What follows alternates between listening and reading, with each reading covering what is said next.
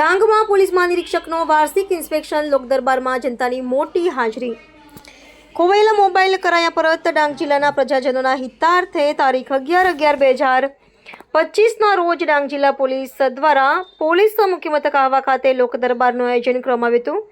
આ કાર્યક્રમમાં વિશેષ રૂપે હાજરી આપી હતી શ્રી પ્રેમવીરસિંહ, પોલીસ મહાનિરીક્ષક શ્રી સુરત વિભાગ, જેમણે ડાંગ જિલ્લામાં વાર્ષિક ઇન્સ્પેક્શનના ભાગરૂપે વિવિધ કામગીરીઓની સમીક્ષા કરી હતી.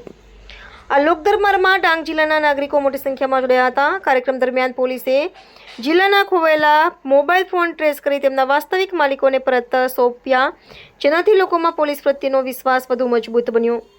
સાથે જ સોશિયલ મીડિયા ઉપર કેવી રીતે ઠગાઈ, ફેક આઈડી, નકલી લિંક્સ અને સાયબર ગુનાથી બચવું તેની વિગતવાર સમજણ અને માર્ગદર્શન આપવામાં આવ્યું. મોક ડ્રીલ રિહર્સલના ભાગરૂપે જનતા પ્રદર્શન થાય ત્યારે તેને કાયદેસરની રીતે કેવી રીતે સંભાળવું તેમજ આતંકવાદી ઘટનાઓ કે શંકાસ્પદ લોકો સામે તપાસ કેવી રીતે કરવામાં આવે તેના પ્રદર્શનાત્મક અભ્યાસ પણ યોજાયા.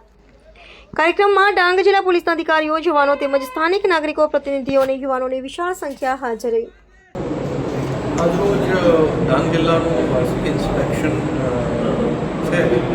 આ નિમિત્તે સવારે ડાંગ જિલ્લાના પોલીસ હેડક્વાર્ટર ખાતે પોલીસ પરેડ નિરીક્ષણ કરવામાં આવ્યું અને વિભિન્ન પોલીસની જે છે એની દક્ષતાનું પ્રદર્શન કરવામાં આવ્યું.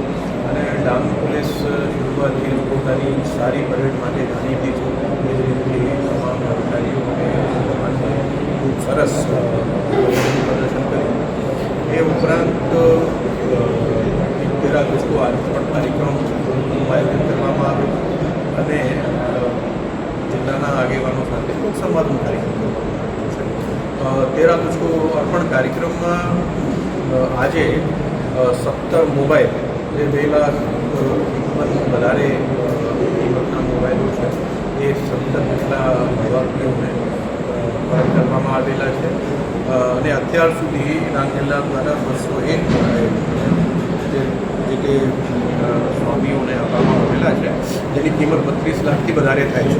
એ જ રીતે આજે જે સાયબર ક્રાઇમના ભોગ બનેલા લોકો હતા, આ 3 લોકોને 50,000 રૂપિયા કેશ અને બીજા લોકોના જે એકાઉન્ટમાંથી પૈસા ગયેલા હતા એ પૈસા એના એકાઉન્ટમાં પરત કરાવેલા છે. તો એ રીતે સાયબર ક્રાઇમના લોકોને પણ હમણાં એની મિલકત પરત કરવામાં આવેલી છે.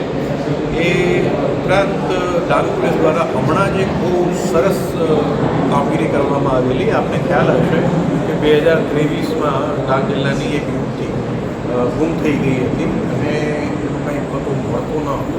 તો જે અહીંયા જે એસપી સુશ્રી ઉદા યાદવ છે, એણે આ દીકરીને શોધવા માટેના પ્રયાસો પોતે હાથ લીધા અને એના માર્ગદર્શનમાં ઇન્વેસ્ટિગેશનમાં ખબર પડી કે આ યુવતીનું રંગપુર જિલ્લામાં એના જે પ્રેમી છે એણે જ મર્ડર કરીને એની ડેડ બોડી બાબુને ગઈ મૂકી દીધી હતી.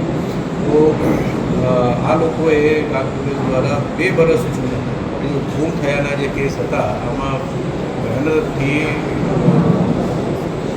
તપાસ કરીને એક ડિટેક્ટ મર્ડર 2 વર્ષ પછી ડિટેક્ટ કર્યું છે.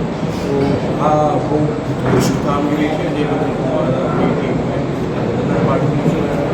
આ ટીમ એક આખા રાજ્યમાં દર મહિને જે મોબાઈલ શોધવાની કામગીરી છે, આમાં એ ટીમ પહેલાં પ્રથમ ક્રમે તો રહી છે, પણ આજની તારીખમાં આ આખા રાજ્યમાં આ ટીમ 3જા ક્રમે આવે છે. તો એ બંને બહુ સરસ કામગીરી ડાંગ જિલ્લા પોલીસની છે.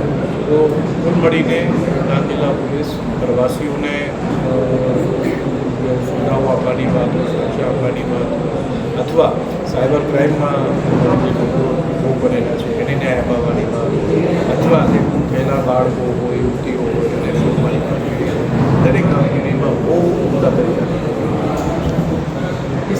પછી આ રેન્જમાં સખી તપાસ